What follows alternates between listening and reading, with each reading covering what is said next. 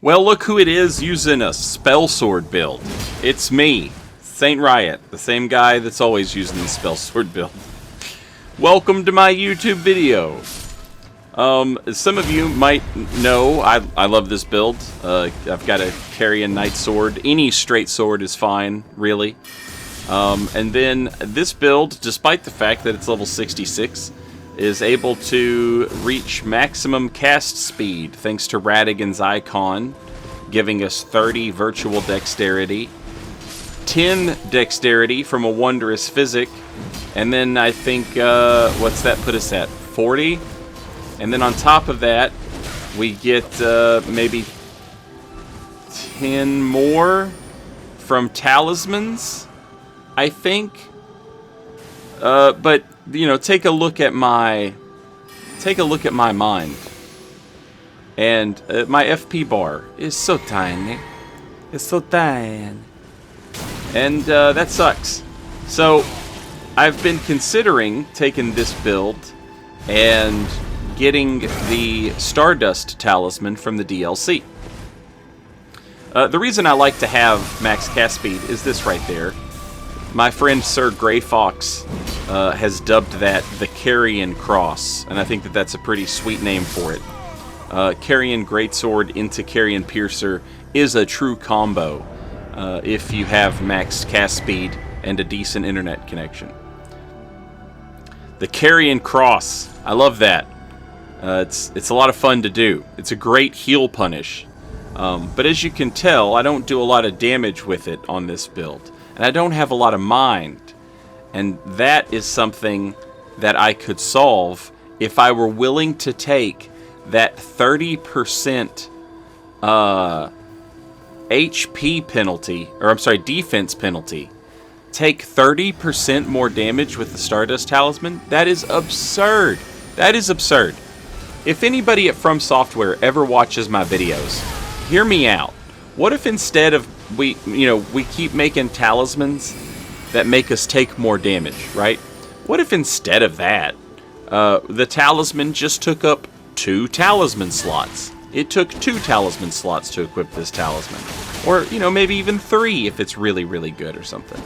That would 30% extra damage. Like, I keep hoping that I'll look at the patch notes one of these days and it'll say, "Oh, what were we thinking? Sorry, it's not 30%. It's 15." And even that would be high. But now it's like at least worth considering. Look, the point that I'm trying to make is this. If ever there was a build that could use that, it's this one here. And so I love this build, but as you can see, it doesn't do a lot of damage, and sometimes it finds itself in very hairy situations, as you will see in this invasion here. And yeah, I want y'all to know what I'm doing, because you're going to see this and you're going to be like, what is happening here? Why is he doing this? And I'll tell you why I'm doing it. I saw the prism stones laying around, and that means that Patches is lurking in the area. And if you pay attention, you'll see Patches in this invasion. He's like an outline, right? And the reason he's an outline is because, I'm an invader, and I can't interact with him. But the host can. And the fact that Patches is here means that Patches will kick this host off this cliff, right? And that's what I wanted to happen. That's what I was trying to trigger that event. I've seen it happen in invasions before, so before anybody tells me, oh, that can't happen in invasions, there he is. I've seen it happen before. I've watched it happen myself. So unless they've patched something and made it where that interaction no longer happens during multiplayer, yeah. But so I don't know exactly where the spot is that you have to stand, but I'm trying to lure him anywhere near that. And as I'm trying to do this silly, goofy thing, I'm taking bukus of big boy damage from that Blood Flame buffed Nagi Nada, as well as the sword that the host is swinging with that sacred buff on it.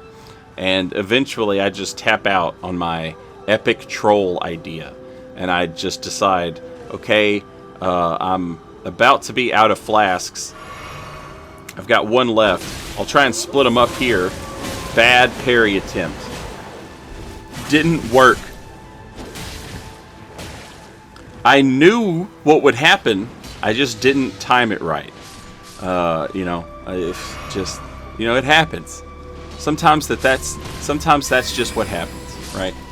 But yeah. So I had to tap out on my epic patches idea, and again, it doesn't work. And now I'm frustrated.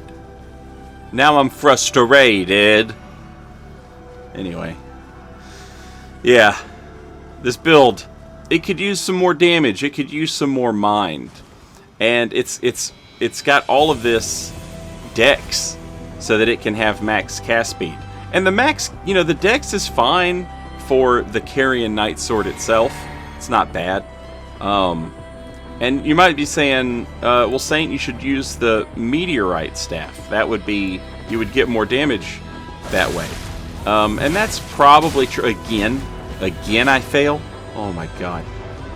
That's probably true, but you know, it's about the lore. You know, you got to use the Carrion Staff to do the Carrion Sword spells. Be careful. There are two Carrion staves. One is for the sword spells, and one is for the glint blade spells. So, know the difference before you go equipping the wrong one on your build. But yeah, so I think that's what I'm going to do. This is going to be a build where I try out the Stardust Talisman, and then I guess I'll try and offset some of that 30% damage. I'll try and offset some of that with the Wondrous Physic, the Opaline Hard Tier, or whatever it's called, and just pray, you know? Just pray that I can kill people before they can kill me. Because, like what you're seeing right here, this doesn't happen if I have 30% less health than I currently have, or 30% more damage. If I'm taking 30% more damage, then this invasion right here, I was dead 20 minutes ago, man. Finally, I deserve that. You know, he did it every time. Every time he did it. And I deserved to, you know, every time I parried, right? It was just a matter of getting the timing right. And, yeah, I had to be super precise for some reason. This is sometimes people say like, oh, why do they just give up? And in this situation, I think that he just gave up because it was basically like checkmate. You know? Like, that's just kind of like, okay, you got me. You know? I wish he would have let me guide him with the magic downpour. That would have been hilarious. Or maybe he was trying to disconnect and he just didn't do it fast enough. Who knows? But I like to imagine that was just sort of like a, okay, you got me, checkmate type of situation there. Anyway, I love this build. I love doing invasions with this build. It's a lot of fun.